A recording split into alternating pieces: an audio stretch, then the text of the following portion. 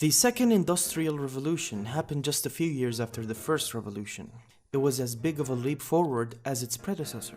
Surely you cannot imagine a world without electricity, but at the time of the second revolution, this was the norm. In short, it played the most important role in evolving the technology we see today. Hello and welcome to another episode of Endless Info.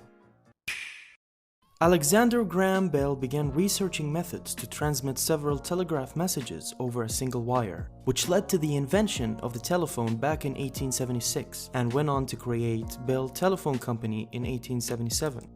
Before electricity was introduced, many industries were powered by steam engines.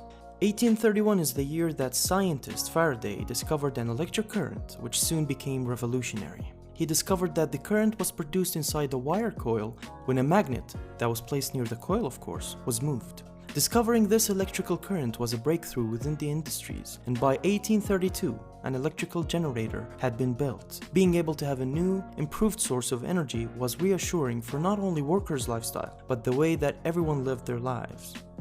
The first oil corporation, which was created to develop oil found floating on water near Titusville in Pennsylvania, was the Pennsylvania Rock Oil Company of Connecticut. George H. Bissell, a New York lawyer, and James Townsend, a New Haven businessman, became interested when Dr. Benjamin Silliman of Yale University analyzed a bottle of the oil and said it would make an excellent light. Bissell and several friends purchased land near Titusville to locate the oil there. They employed an expert saw driller to supervise drilling operations, and on the 27th of August, 1859, they struck oil at a depth of 69 feet.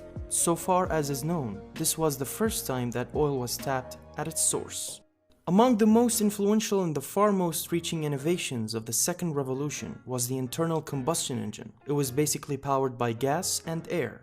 Jean-Joseph Étienne Lenoir, a French engineer, built an internal combustion engine that could operate continuously. Lenoir's engine used coal gas, which was made by processing coal as fuel. 3 years later, in 1879, a German engineer, Nicholas Otto, developed another successful engine known as the Otto cycle. Some historians credit Otto as being the true inventor of the internal combustion engine. Sir Henry Bessemer invented the Bessemer process, which allowed the mass production of steel, increasing the scale and speed of production of this vital material. The availability of cheap steel allowed building larger bridges, railroads, skyscrapers, and ships. Other important steel products were steel cable, steel rod, sheet steel, which enabled large high-pressure boilers, and high-strength steel for machinery, which enabled much more powerful engines, gears, and axles. With large amounts of steel, it became possible to build much more powerful guns, tanks, armored fighting vehicles, and naval ships.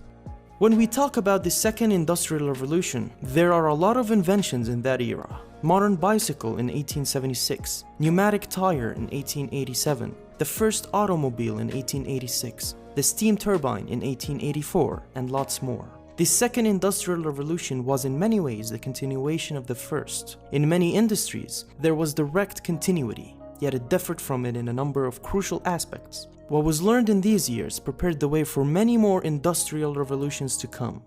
Thank you for watching Endless Info.